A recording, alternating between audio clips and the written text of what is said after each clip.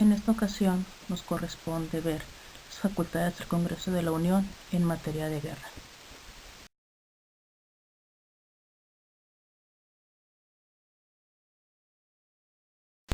Iniciaremos mencionando que en materia de guerra el Estado mexicano consta de 3 fases.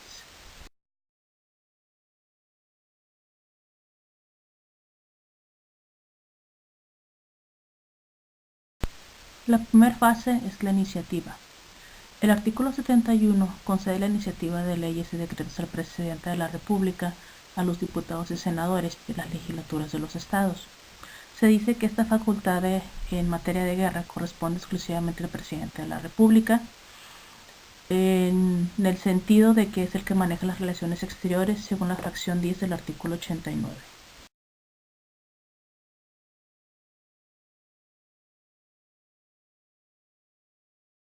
Con fundamento en el artículo 73, fracción 12, el Congreso, después de que recibe los datos necesarios aportados por el Ejecutivo, es quien declara la guerra en nombre de los Estados Unidos mexicanos, previa ley del Congreso de la Unión.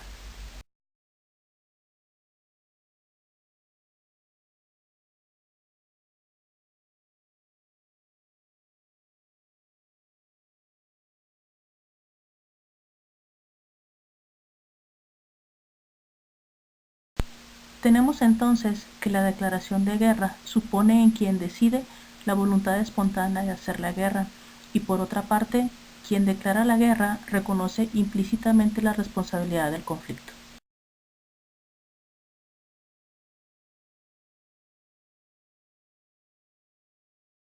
Por otra parte, tenemos la declaración de estado de guerra, en donde el país entra a la contienda contra su propio deseo, y como no le correspondía la responsabilidad por ser el agredido, la iniciativa que es procedente declarar es precisamente el estado de guerra, situación que le ocurrió a México en la Segunda Guerra Mundial.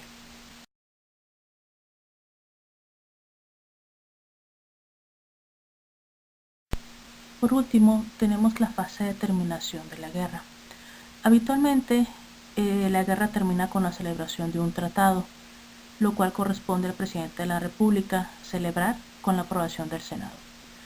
En el Estado mexicano, aunque existen prevenciones especiales para la declaración de guerra, no es así con la terminación de la misma.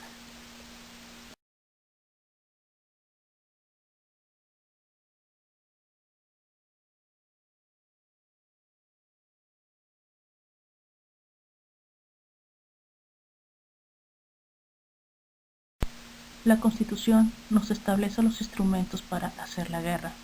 En este caso estamos hablando del Ejército, la Guardia Nacional y la Marina.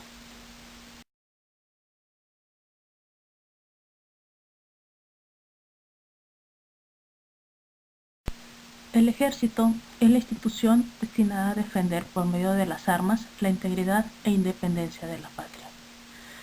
Este lo sostiene, reglamenta y levanta el Congreso de la Unión con fundamento en el artículo 73, fracción 14, y puede disponer de él libremente el presidente de la República para la seguridad interior y la defensa exterior de la Federación con base en el artículo 89, fracción sexta.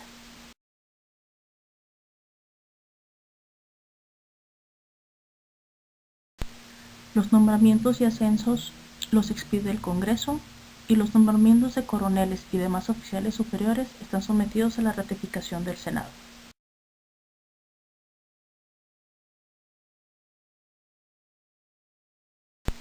Podemos decir entonces que en la organización y mando del Ejército tienen injerencia total y exclusiva los poderes legislativo y ejecutivo. Además, el Ejército es una institución permanente y profesional que está regulada por varias leyes, entre las que destacan la Ley Orgánica del Ejército y Armada Nacionales, la Ley de Disciplina del Ejército y la Armada Nacionales, la Ley de Ascensos y Recompensas, entre otras.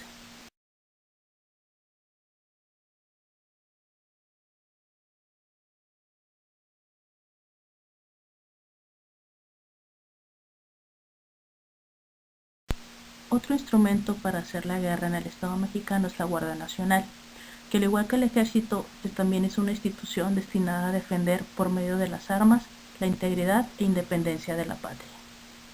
En esta, el Congreso participa dando los reglamentos para organizarla, armarla y disciplinarla en base al artículo 73, fracción 15. En tanto, el presidente de la República carece de libertad de mando. Solo puede disponer de la guardia fuera de sus respectivos estados o territorios cuando así lo autoriza el Senado. Esto se encuentra en el artículo 76, fracción cuarta y el artículo 89, fracción séptima.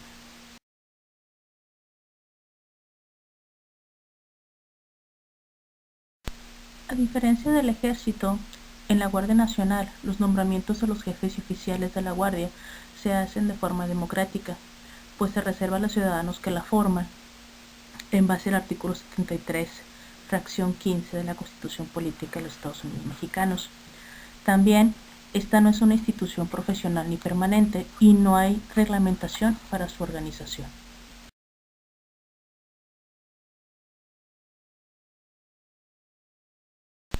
Finalmente, como último instrumento para hacer la guerra en el Estado mexicano, tenemos a la Marina.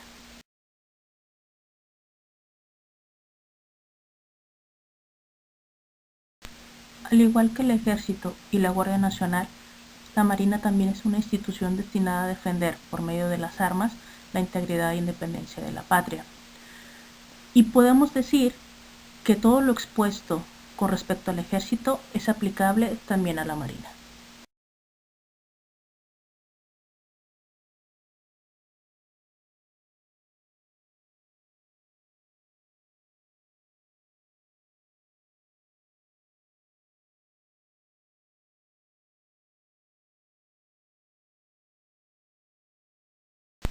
Existe otro instrumento, el cual es la aviación, pero la Constitución, debido a la escasa importancia que la aviación tiene entre nosotros, se dice que no ha merecido hasta ahora ser tratada como una rama distinta del Ejército.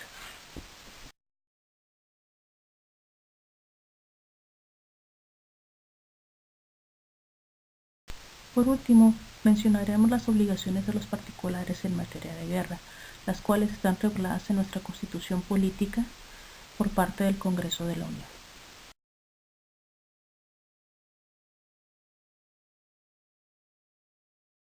Comenzaremos con los antecedentes legislativos, los cuales inician desde la Constitución de 1857, en donde el artículo 31, fracción primera, mencionaba que es obligación del mexicano defender la independencia, el territorio, el honor, los derechos e intereses de su patria.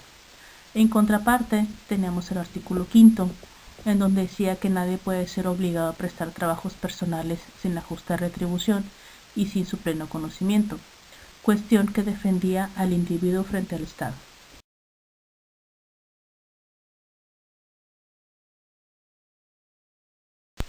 Esta contradicción entre el artículo 5 y 31 se subsana mediante la reforma de 1898, en donde se agrega un párrafo al artículo 5 en donde dice que en cuanto a los servicios públicos solo podrán ser, en los términos que establezcan las leyes respectivas, obligatorio el de las armas y obligatorias y gratuitas las funciones electorales, las cargas consejiles y las de jurado. Además que en el artículo 31 se agrega la fracción 2, en donde dice que la obligación de todo mexicano es la de prestar sus servicios en el Ejército o Guardia Nacional conforme a las leyes orgánicas respectivas.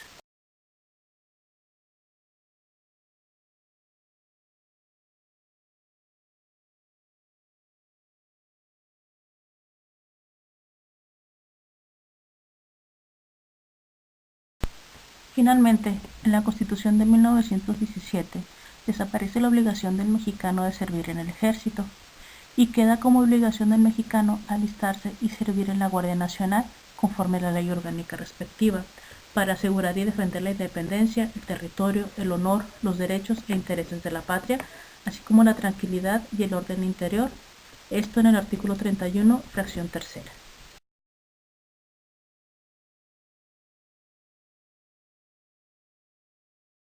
En la misma Constitución de 1917 queda como prerrogativa del ciudadano tomar las armas en el Ejército o Guardia Nacional para la defensa de la República y de sus instituciones, en los términos que prescriben las leyes. Asimismo, queda la obligación del ciudadano alistarse en la Guardia Nacional.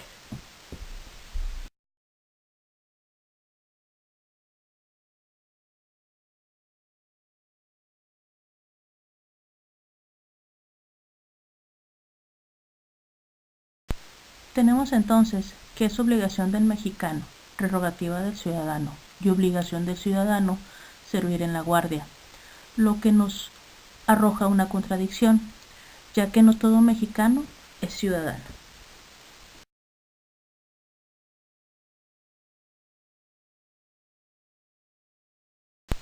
En la actualidad, servir en el ejército es únicamente prerrogativa del ciudadano.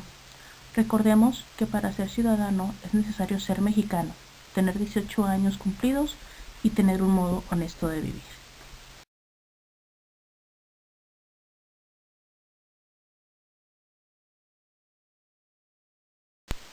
Con independencia de pertenecer al ejército, subsiste la obligación del particular de cumplir con su servicio militar, el cual está fundamentado en el artículo 5º, párrafo 4º de la Constitución y lo menciona como obligatorio para el ciudadano mexicano.